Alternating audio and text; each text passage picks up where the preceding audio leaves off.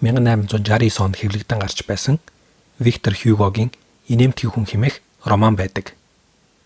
Энэ романд нүрээ зэрэмдэглүүлсэн нэгэн залуугийн түүхийг өгүүлдэг бөгөөд Виктор Хьюго энэ романаар дамжуулж тухайн цаг үеийн нийгмийн асуудлуудыг илтээр шөмжилсөн байдаг.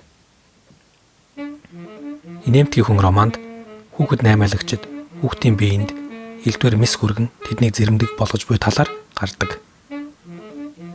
Ингэснээр хүүхдүүдийг гуйлгах эсвэл үзүүлбэр үзүүлж мөнгө олдог байв. Тэр хүүхдүүдийн нэг нь Гвин хэмээх жаал. Гвиний ам нь маш том сорвтой тул үргэлж инээж буй мэт төрхтэй. Хизээд инээж буй мэт түүний царайг харуулахын тулд тайзан дээр зогсоож орхино. Гэвч нэг өдөр хүүхдийн наймаачид Гвинийг хайж орхино. Азар яг энэ үед Урсус хэмээх философч түүнийг олж аван асран хамгаалагч нь болдог.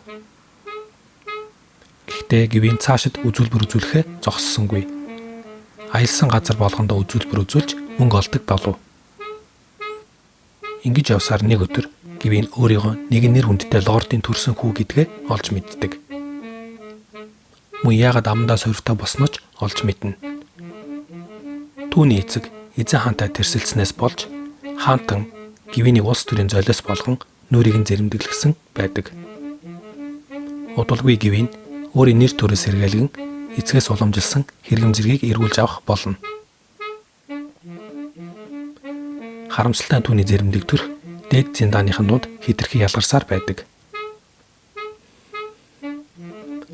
Түүний өдий болтол туулж ирсэн замнал нь шинэ амьдралтай зохицохгүй уламд ордож эхэлнэ.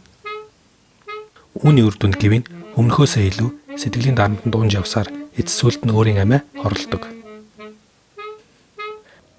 1928 онд уг романаар дуугүй кино хийгдсэн байдаг.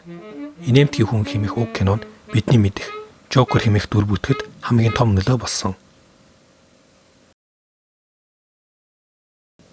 Тухайн үед жүжигчдийн царайг тод том руу харуулахын тулд нүрийг цагаанаар буддаг байсан нь хожим Жокер хэмээх дүр нүрээ цагаанаар будах болсон шалтгаан байдаг. Гвиний дүрээс ялгаатай нь Гвин бол дотроо гинэн цайлган сэтгэлтэй нэгэн байдаг бол харин Жокер эсрэг. Жокер гэмт хэрэг үлдэх үед ямар нэгэн үзүүлбэр үзүүлж буй мэт хаягддаг нь Гвин инээмтгий нүрээ харуулахын тулд үргэлж тайзан дээр гардаг байсантай холбоотой байдаг. Жокерийн дүр 1940 онд анх дэлгэгдсэн бүтээгдснээс хойш олон жилийн замналыг туулж ирсэн. 1940-оос 50 он. Энэ үед бүтээгдсэн Жокер нь хэрцгий гэмт хэрэгтний дүрээр олонд танил болсон гэгддэг. 1956-аас 70 он. Энэ үед гэмт хэрэгтэн гэхээсээ илүү бусдыг шоглосон хагас хошин шогийн аястай дүр болж хувирч ирсэн. Үүний дараа 1970-аас 80 он. Эргээд өмнөх үеэрээ шилжин гэмт хэргийн шинж чанартай дүр болж хувирв. Орчин үе. Энэ үеийг бид бүгд сайн мэддэг тул нурших хэрэггүй биз.